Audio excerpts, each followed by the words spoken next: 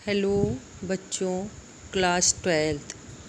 मैं सुषमा श्रीवास्तव आप लोगों को समाजशास्त्र में हमारा लेसन चल रहा था भारतीय लोकतंत्र की कहानियाँ। तो इसमें हमने कल आपको संविधान के बारे में बताया था और आज का हमारा टॉपिक है भारतीय संविधान द्वारा सामाजिक परिवर्तन अथवा संविधान सामाजिक परिवर्तन के यंत्र के रूप में। ये हमारा आज का टॉपिक है। तो इसमें हम देखेंगे कि भारतीय संविधान द्वारा जो सामाजिक परिवर्तन हुए हैं या जो इसके यंत्र हैं जिनके द्वारा हुआ है, इसके बारे में हम लोग आज जानकारी प्राप्त करेंगे। सामाजिक परिवर्तन ये राष्ट्रीय विकास का द्योतक है। सामाजिक परिवर्तन एक ऐसी सामाजिक क्रांति है। सामाजिक परिवर्तन एक ऐसी सामाजिक क्रांति है जिसमें आर्थिक तथा राजनीतिक विकास की प्रक्रिया होती है और यह सामाजिक क्रांति से क्या होता है कि राजनीति व्यवस्था को बदलने अपितु व्यवस्था सरकार के हाथों से निकालकर सही लोगों के हाथ में दी जाए। तो इसमें जनता के पास उसी के अभिक्रम और निर्णय से संचालित होती है। तो ऐसी व्यवस्था में शासन साध्य न होकर साधन बन जाता है और जनता शासित न होकर शासक बन जाती है। अब हम कहें कि भारत में समाजवादी समाज की रचना में शांतिपूर्ण सामाजिक क्रांति के नेतृत्व में हमारी संसद के कंधों का क्या कार्य है। तो सामाजिक क्रांति के अभाव में आर्थिक समानता और आर्थिक असमानता के अभाव से राजनीतिक स्थानीयता जो है वह परिवर्तन राष्ट्र पुनर्निर्माण की उत्थानकारी सेवा में समर्पित है। तो भारत जैसे लोकतंत्रात्मक समाज में सामाजिक क्रांति का सूत्रपात्र जो है संसदीय विषयों द्वारा ही शांतिपूर्ण शैली से संभव हो सकता है। और यह प्रसन्नता का विषय इसमें रहता है कि संसद जो है वह संवैधानिक संशोधन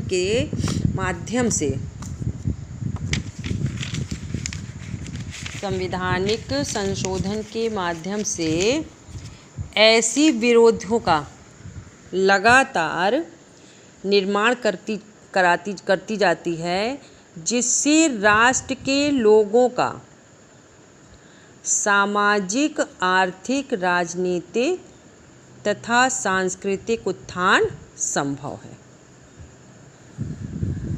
यदि संविधान के प्रथम संशोधन में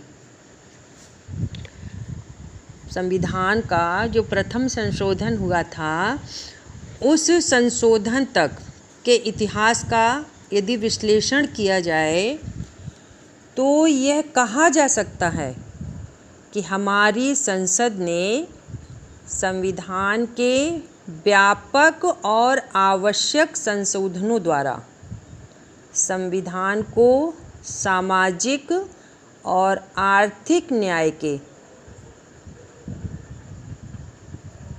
समाजवादी का उल्लेख किया है। लेकिन संविधान के प्रथम संशोधन द्वारा अनुच्छेद 15 में परिवर्तन करते हुए सामाजिक तथा शैक्षणिक दृष्टि से जो पिछड़े हुए वर्गों की उन्नति के लिए राज्य को विशेष शक्ति दी गई, इस संशोधन द्वारा, संशोधन 15 में जो है पिछड़े वर्गों की उन्नति के लिए राज्य को शक्ति दी गई, लेकिन इसी संशोधन द्वारा अनुच्छेद 31 के बाद 31 क और 31 ख जोड़े गए। 31 क और 31 ख, इनमें जो है जमींदारी प्रथा पर और सामंतवाद पुरानी प्रथा जो थी उन पर संशोधन द्वारा जनता के हित में अनिवार्य तौर पर सरकार संपत्ति ग्रहण कर सकेगी, तो उसके बारे में कोई न्यायालय अपनी राय नहीं दे सकेगा। फिर 8वें संशोधन द्वारा अनुसूचित जातियों तथा आदिम जातियों के लिए विशेष आरक्षण की अवधि 10 वर्ष के लिए बढ़ा दी गई थी। फिर 17वें संशोधन द्वारा भूमि सुधार कानूनों के क्रियान्वयन हेतु फिर पहल की गई और शोषण युक्त व्यवस्था पर ध्यान दिया गया। फिर हमारा संविधान के 23वें संशोधन द्वारा अनुसूचित जातियों एवं जनजातियों के लिए सरकारी नौकरियों में आरक्षण की अवधि और 10 वर्ष बढ़ा दी गई। फिर उसके बाद 24वें संशोधन द्वारा संसद की संविधान में संशोधन करने की शक्तियों पर सर्वोच्च न्यायालय और राष्ट्रपति दोनों का अनुचित प्रतिबंध हटा दिया गया। तो इस संशोधन में यह सिद्ध हो गया कि भारतीय जनता सर्वोच्च न्यायालय को इस रूप में कभी भी पसंद नहीं करेगी। वह संसद की प्रगतिशील नीतियों पर किसी भी प्रकार का अंकुश लगाए। तब संविधान के 25वें संशोधन द्वारा संपत्ति के अधिकार को समाजवाद की स्थापना के उद्देश्य से सीमित करने का प्रयास किया गया। तो 26वां संशोधन जो था, इसमें भूतपूर्व देशी रियासतों की नरिशों के विशेषाधिकारों को शाही थैलियों को समाप्त कर दिया गया। और 28वां संशोधन जो था, ICS अधिकारियों के विशेष अधिकारों को समाप्त किया गया। फिर आइए उसमें फिर 19वां संशोधन जो था, 19वें संशोधन द्वारा यह निश्चित हो गया कि यदि भूमि के समीकरण से व्यक्तिगत जोत की भूमि भी प्रभावित होती है तो राज्य के द्वारा वह भूमि प्राप्त की जा सकती है। और 34 संशोधन में भूमि सुधार कानून को संविधान की 9वीं अनुसूची में स्थान दिया गया। फिर हम देखेंगे कि 42वें संशोधन द्वारा नीति निर्देशक जो सिद्धांत को मूल अधिकारों की तुलना में वरीयता प्रदान की गई थी, वह 44वें संशोधन द्वारा समाप्ति के अधिकार को समाप्त कर दिया गया और 45वें संशोधन द्वारा समाज के पिछड़े वर्गों के लिए आरक्षण की अवधि सन 1990 तक बढ़ा दी गई। तो 47वें संशोधन द्वारा और 14 जो संशोधन था भूमि सुधार कानून को संविधान की 9वीं अनुसूची में शामिल किया गया और 49 और 51 संशोधन में पूर्वोत्तर क्षेत्र के जनजातियों के विकास का मार्ग प्रशस्त किया गया और 52वें संवैधानिक संशोधन द्वारा एक गंभीर राजनीतिक बुराई राजनीतिक दल बदल पर रोक लगाने की व्यवस्था की गई। फिर जो 65वें संशोधन द्वारा अनुसूचित जातियों एवं जनजातियों के हितों की देखभाल हेतु एक राष्ट्रीय आयोग गठित करने का प्रावधान किया गया और संविधान के संशोधन के पश्चात पिछड़े वर्गों के आरक्षण की अवधि जो है वह सन 2010 तक बढ़ा दी गई और अब यह अवधि वर्ष 2026 तक बढ़ा दी गई है। अब इसमें जो है भारतीय संविधान में संशोधन के प्रावधान ने उसे सामाजिक परिवर्तन का एक प्रबल यंत्र बना दिया। संविधान संशोधन के द्वारा विशेषाधिकार प्राप्त वर्ग के विशेष अधिकार छीने गए, सामंतवाद एवं जमींदारी प्रथाओं का उन्मूलन हुआ और पिछड़े हुए वर्गों के विकास हेतु विशिष्ट प्रावधानों की व्यवस्था हुई। संपत्ति के परंपरावादी अधिकार को अधिक न्याय में परिप्रेक्ष्य में सीमित किया गया ताकि कमज़ोर वर्ग के शोषण को रोका जा सके और समता युक्त समाज का निर्माण हो। तो संविधान संशोधन में महान सृजनात्मक शक्ति निहित है।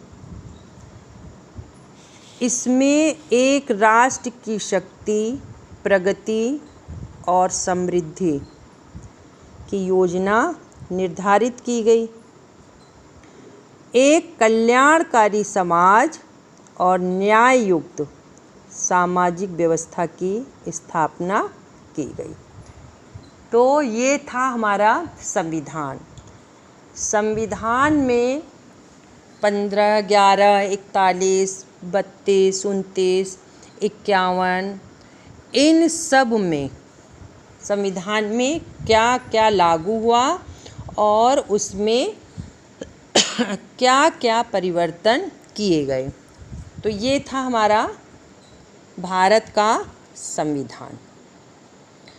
और अब हम देखेंगे हित प्रतिस्पर्धी संविधान और सामाजिक परिवर्तन। इसमें क्या है, हित प्रतिस्पर्धी संविधान और सामाजिक परिवर्तन में कि हमारा देश जो है वह विविधताओं तथा विभाजनों से भरा हुआ है। यहाँ अनेक आदिवासी धर्म तथा संस्कृति पर आधारित विविधताएं विद्यमान हैं। धर्म, संस्कृति, जाति, धनी निर्धन, ग्रामीण नगरीय, साक्षर निरक्षर, ये ऐसे आधार हैं जो विविधता तथा विभाजन को दर्शाते हैं। नगरीय क्षेत्रों में जहाँ एक ओर कामगारों की अनेक श्रेणियाँ हैं, तो वहीं पे दूसरी ओर अनेक घरेलू उद्यम वर्ग, व्यावसायिक वर्ग तथा वाणिज्य वर्ग भी पाए जाते हैं। तो भारतीय सामाजिक परिदृश्य तथा असंतोष एवं कोलाहल की स्थिति में राज्य के संसाधनों पर नियंत्रण के हितों में प्रतिस्पर्धा रहती है। तो इस परिस्थिति में क्या होता है कि भारतीय संविधान में कुछ मूल उद्देश्य निर्धारित किए गए, जिन्हें देश के राजनीतिक क्षेत्र में सामान्य दृष्टिकोण से न्याय संगत मानकर अपनाया गया। तो हमारे संविधान में निर्धनों तथा उपेक्षित वर्ग के लोगों को सक्षम बनाने, गरीबी मिटाने, जातिवाद को समाप्त करने तथा समाज में समानता की स्थिति एवं अवसर उपलब्ध कराने के कुछ प्रावधान रखे गए थे। तो वो जो प्रावधान रखे गए थे उसमें स्त्रियों की प्रतिस्पर्धा वर्ग विभाजन तक सीमित नहीं रहे, वह कुछ अन्य क्षेत्रों में भी थे। जैसे अन्य क्षेत्रों में देखेंगे कि किसी क्षेत्र में किसी औद्योगिक संस्थान से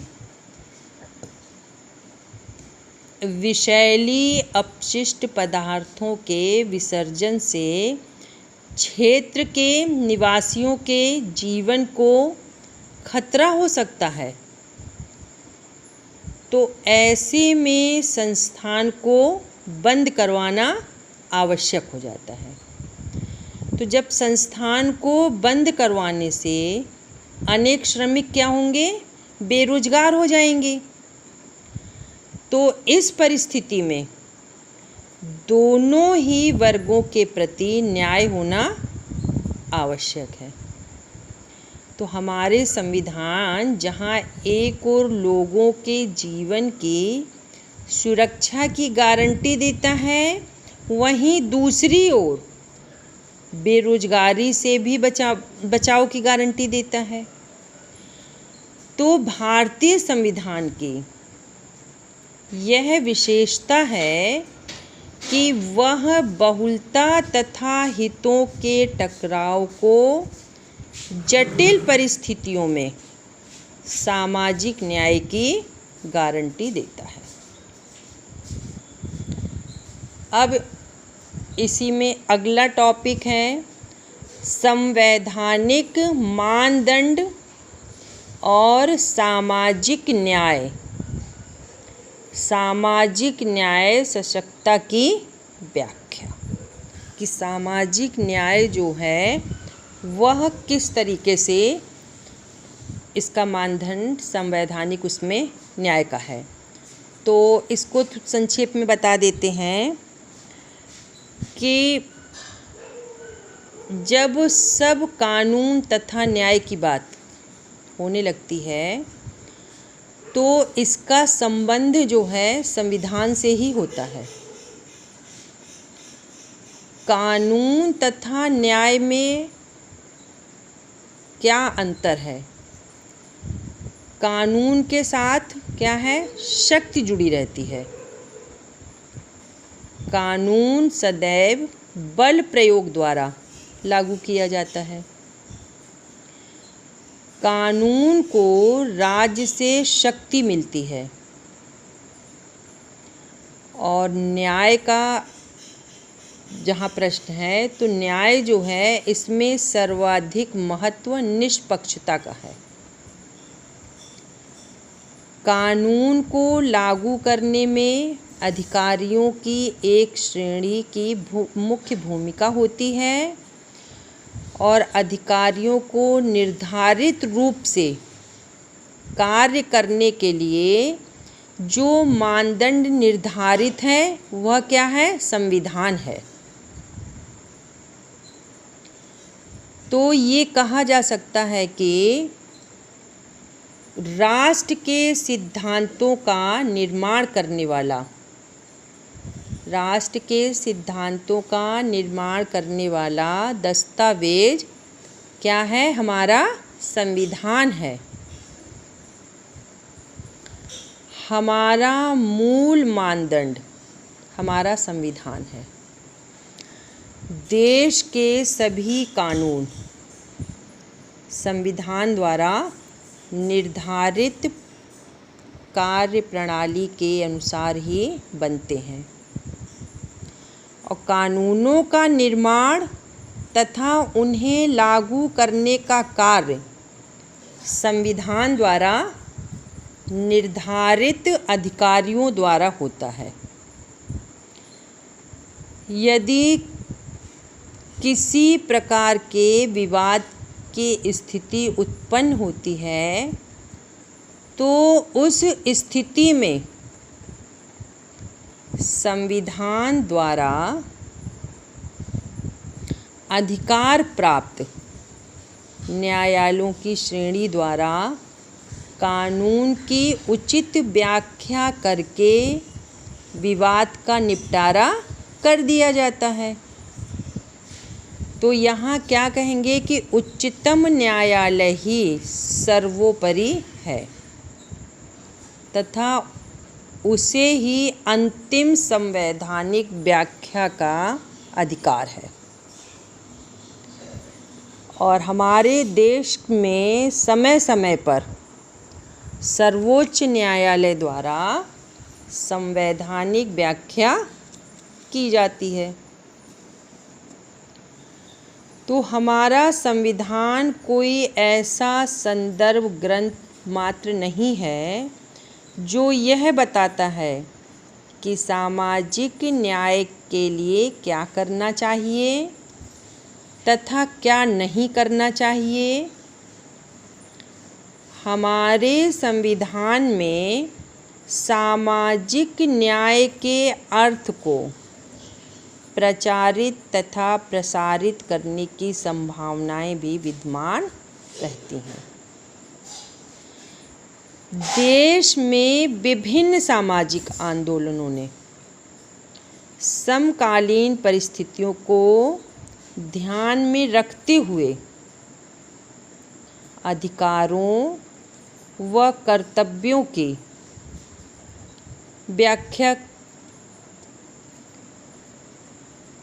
व्याख्या जो है न्यायालयों तथा प्राधिकारियों को सहयोग एवं सहायता से प्रदान की है। अब समाज में पाए जाने वाले विभिन्न प्रतिस्पर्धी दृष्टिकोण को लेकर कानून तथा न्यायालय में क्या बहस होती है, लेकिन संविधान की यह विशेषता है कि वह उसके द्वारा राजनीतिक शक्ति को सुगम बनाए रखे तथा उसे सामाजिक हित की ओर उन्मुख रखा जाए। इससे हमारा संविधान सामाजिक न्याय के आधारभूत मानदंडों पर आधारित है। इसके पास देश के नागरिकों की सहायता करने की सर्वोच्च क्षमता है। तो ये था हमारा संवैधानिक मानदंड और सामाजिक न्याय। सामाजिक न्याय सशक्तता की व्याख्या थी ये। अब हम अगला टॉपिक है भारत में लोकतंत्र तथा भारतीय संविधान। ये अभी तक हम संविधान के बारे में पढ़ रहे थे, अब है भारत में लोकतंत्र तथा भारतीय संविधान। तो ये पहले भी बताया है आपको कि भारत क्या है, एक लोकतांत्रिक देश है और हमारे देश में संविधान का शासन है। अब हमने जब स्वतंत्र भारत के संविधान के निर्माण की प्रक्रिया तथा संविधान की विशेषताएं और उनकी कार्य व्यवस्था, इसके बारे में जब हमने समझा तो हमको ये लगा समाजशास्त्री जो है इन्होंने अपने दृष्टिकोण से लोकतंत्र की संकल्पना के बारे में बताया। इन्होंने क्या कहा कि एक शासन प्रणाली के रूप में लोकतंत्र जो है इसके गुण दोषों तथा विभिन्न अवधारणाओं, इसके बारे में जानकारी रखनी चाहिए। तो अब हम लोग देखेंगे कि लोकतंत्रात्मक शासन प्रणाली के गुण। लोकतंत्रात्मक शासन प्रणाली के गुण, इसमें क्या क्या गुण निहित हैं। तो पहला हमारा पॉइंट है व्यक्तित्व के विकास में सहायक। व्यक्तित्व के विकास में सहायक जो है लोकतंत्र शासन प्रणाली में प्रत्येक नागरिक को उसकी योग्यता व क्षमता के अनुसार कार्य करने का अवसर प्राप्त होता है और यह इस शासन प्रणाली में नागरिकों को अपने व्यक्तित्व का विकास करने का अवसर प्राप्त होता है। तो ये था व्यक्तित्व के विकास में सहायक। और अब दूसरा पॉइंट है हमारा क्रांति से सुरक्षा। तो लोकतंत्र शासन प्रणाली में शासन का समस्त कार्य जनता के हाथों से होता है, अतएव जनता में असंतोष उत्पन्न होने की संभावना कम होती है। यदि जनता में किन्हीं बातों के आधार पर आक्रोश या असंतोष की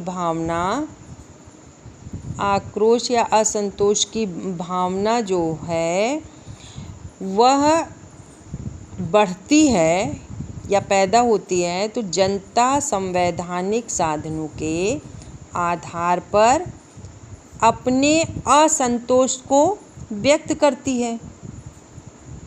तो जब वह अपने असंतोष को व्यक्त करेगी तो लोकतंत्रात्मक शासन प्रणाली में क्रांति का कोई भय नहीं होता है। तो इसमें जो विद्वान है हमारे गिलक्राइस्ट जो हैं, इन्होंने कहा है, इनके शब्द हैं कि लोकप्रिय शासन सार्वजनिक सहमति का शासन है, अतः स्वभाव से ही वह क्रांतिकारी नहीं हो सकता है। स्वभाव से वह क्रांतिकारी नहीं हो सकता है।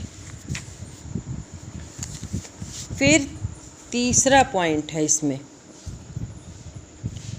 तीसरा है राजनीतिक शिक्षा की व्यवस्था। तो राजनीतिक शिक्षा की व्यवस्था में लोकतंत्रात्मक शासन प्रणाली में नागरिकों को शासन के कार्यों में भाग लेने की स्वतंत्रता होती है।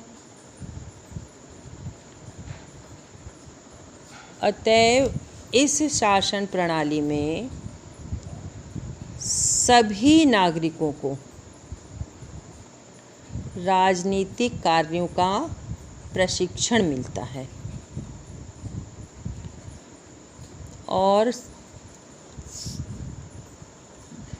इसमें जो है वर्ण ने कहा है, विद्वान है वर्ण, इन्होंने क्या कहा है कि सभी शासन शिक्षा के साधन होते हैं।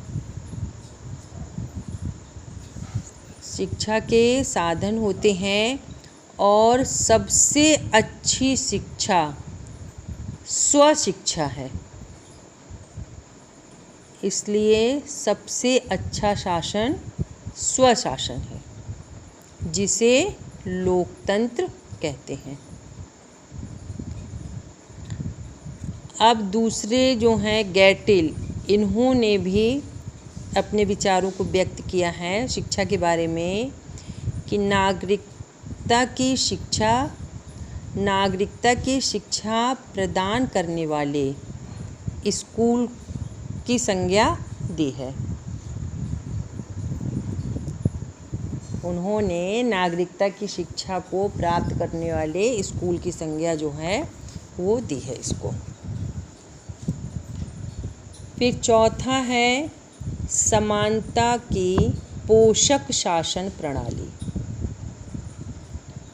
समानता की पोषक शासन प्रणाली जो है यह प्रजातंत्रात्मक शासन प्रणाली में सभी नागरिकों को समान समझा जाता है तथा सभी के साथ समान व्यवहार भी किया जाता है, चाहे वह किसी भी रंग, जाति, धर्म तथा लिंग का हो। इस पर कोई भी ध्यान या कोई भी निर्णय नहीं लिया जाता है। तो इस व्यवस्था में वर्ग विशेषाधिकार का जो है अंत करके इसमें अवसर की समानता के सिद्धांत का परिपालन किया जाता है। तो लोकतंत्रात्मक शासन प्रणाली में ही नागरिकों का बौद्धिक विकास संभव है। तो इस विषय में लॉर्ड ब्राइस ने क्या कहा है? लॉर्ड ब्राइस ने कहा है कि राजनीतिक अधिकारों की प्राप्ति द्वारा व्यक्ति के व्यक्तित्व का मान बढ़ता है और कर्तव्य की भावना उस स्तर तक ले जाती है जिसका पालन उसकी राजनीतिक अधिकारियों की प्राप्ति के कारण करना पड़ता है। फिर पांचवा है इसमें सामान्य इच्छा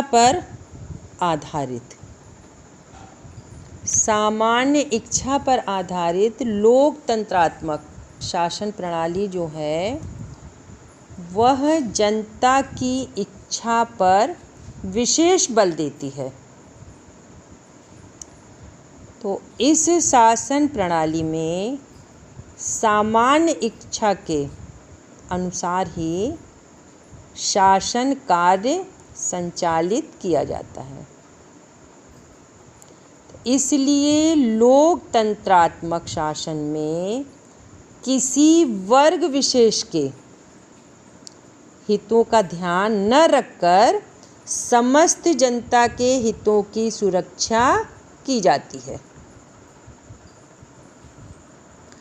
तो ये सामान्य इच्छा पर। अब छठवां है हमारा सर्वसाधारण के हितों की सुरक्षा तथा कार्यकुशल शासन। सर्वसाधारण हितों की रक्षा तथा कार्यकुशल शासन। तो ये जो लोकतंत्रात्मक शासन प्रणाली में धर्मनिरपेक्षता पर जो बल दिया जाता है, तो इस शासन प्रणाली में किसी विशेष धर्म अथवा वर्ग के हितों को कोई विशेष प्रोत्साहन नहीं दिया जाता और न ही किसी प्रकार का विरोध किया जाता है।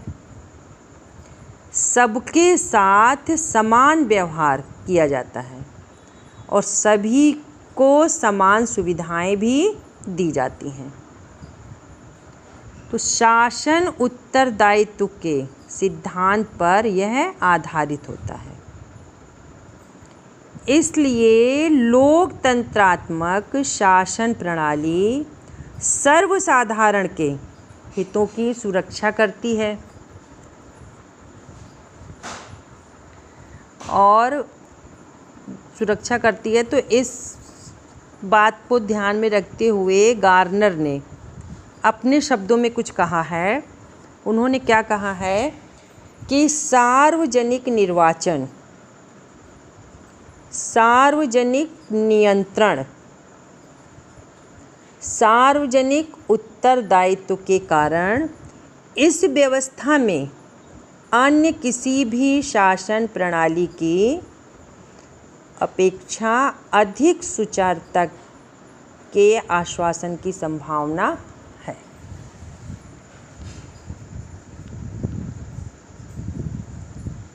फिर 7वां है हमारा व्यक्तिगत स्वतंत्रता की सुरक्षा। व्यक्तिगत स्वतंत्रता की सुरक्षा में लोकतंत्रात्मक शासन प्रणाली में सभी नागरिकों को शासन के कार्यों में भाग लेने का समान अवसर प्राप्त होता है। तो इस शासन प्रणाली में कोई भी व्यक्ति किसी दूसरे की इच्छा पर निर्भर नहीं करता। सभी की व्यक्तिगत स्वतंत्रता की सुरक्षा होती है। सभी नागरिकों को समान रूप से मौलिक अधिकार भी प्रदान किए जाते हैं। प्रत्येक व्यक्ति अपनी इच्छा अनुसार धर्म का पालन कर सकता है, सभा एवं गोष्ठी आदि कर सकता है और संगठनों में भाग ले सकता है। तो इस प्रकार यह शासन प्रणाली व्यक्तिगत स्वतंत्रता की सुरक्षा करती है।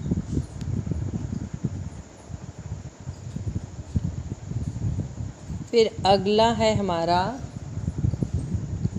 नैतिक गुणों का विकास। तो लोकतंत्र शासन में जनता पारस्परिक सहयोग से कार्य करती है। इसलिए लोकतंत्र शासन प्रणाली में सहयोग, प्रेम, सहानुभूति, सहिष्णुता, परोपकार, इन सब की उच्च भावनाओं का विकास होता है। तो इसमें जो है फिर मिल जो हैं, इन्होंने अपने शब्दों में कुछ कहा। इन्होंने अपने शब्दों में कहा है कि लोकतंत्रात्मक शासन प्रणाली अन्य शासन प्रणालियों की अपेक्षा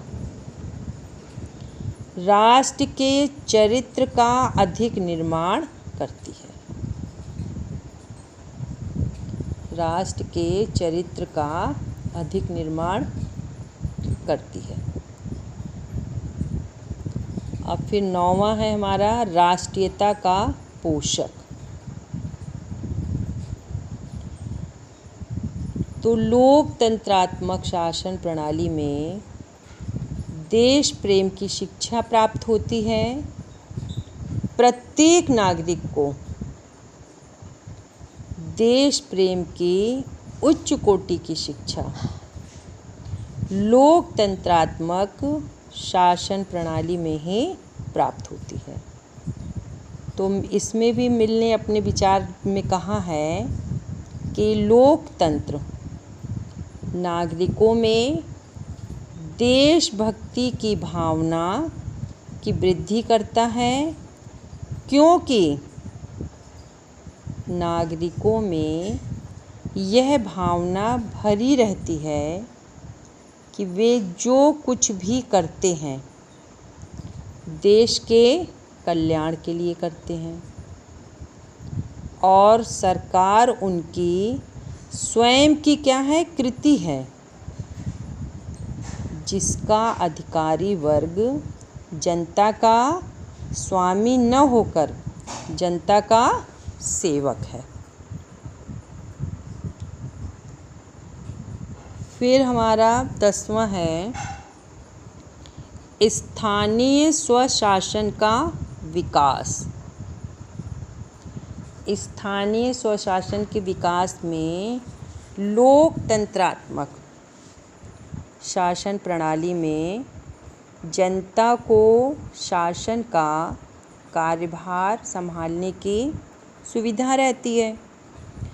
तो इसलिए स्वशासन की संस्थाओं का विकास होने की संभावना बनी रहती है। लोकतंत्र में विकेंद्रीकरण के सिद्धांत को प्रोत्साहित किया जाता है और इस शासन प्रणाली में जनता अपनी स्थानीय समस्याओं का समाधान स्वयं ही करती है। इसलिए स्वशासन की संस्थाओं का विकास स्वतः होता है। फिर 11वां है प्रगति का पोषक। लोकतंत्र का आधार स्वतंत्रता तथा समानता का सिद्धांत है। तो इसके अंतर्गत प्रत्येक प्रकार की उन्नति को प्रोत्साहन मिलता है। यह शासन प्रणाली प्रगति के साथ साथ सुधारों के लिए भी उपयुक्त अवसर प्रदान करती है। तो लोकतंत्र सामाजिक, आर्थिक, राजनीतिक तथा धार्मिक सुधारों के लिए सर्वयुक्त शासन व्यवस्था है। फिर 12वां है विश्व शांति का समर्थन। अब विश्व शांति की स्थापना विश्व बंधुत्व पर आधारित लोकतंत्र के द्वारा पूर्ण होती है।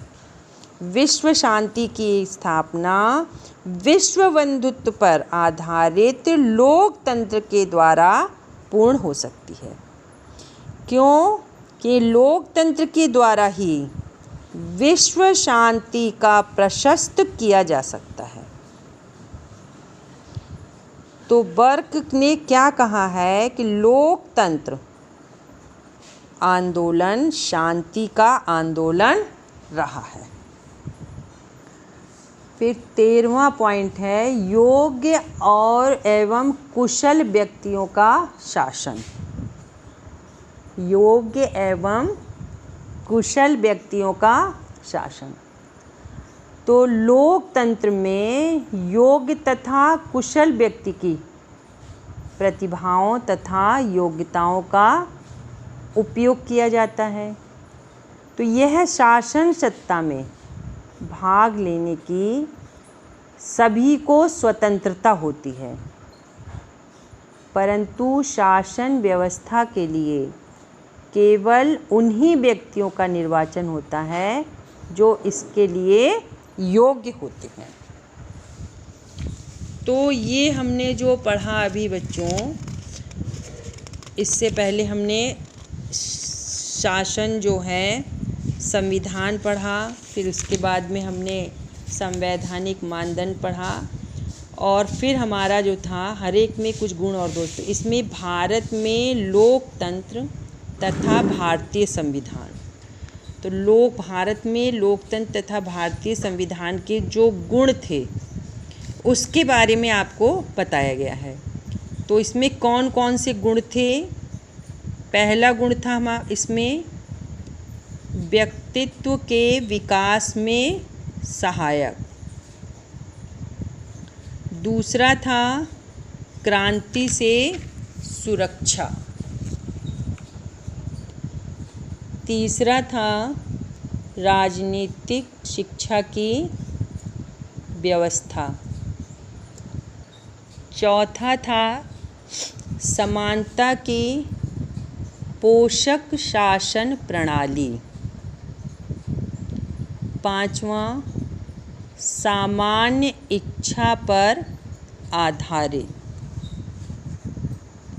छठवां सर्वसाधारण के हितों की सुरक्षा तथा कार्यकुशल शासन। 7 व्यक्तिगत स्वतंत्रता की सुरक्षा। 8वां नैतिक गुणों का विकास। 9वां राष्ट्रीयता का पोषक। 10वां स्थानीय स्वशासन का विकास। 11 प्रगति का पोषक। 12 विश्व शांति का समर्थक। और 13 योग्य एवं कुशल व्यक्तियों का शासन। तो ये हमने इसके जो गुण थे लोकतंत्रात्मक शासन प्रणाली के, उन गुणों के बारे में आपको आज बताया है। और अब अगला टॉपिक हमारा होगा लोकतंत्रात्मक शासन प्रणाली के दोष। तो आज हमने गुणों के बारे में पूरी जानकारी आपको बता दी है। अब इसको आप लोग अपने कॉपी पर लिख लीजिएगा। आज के लिए इतना ही बच्चों। अगला टॉपिक जो है आपको आगे समझाएंगे।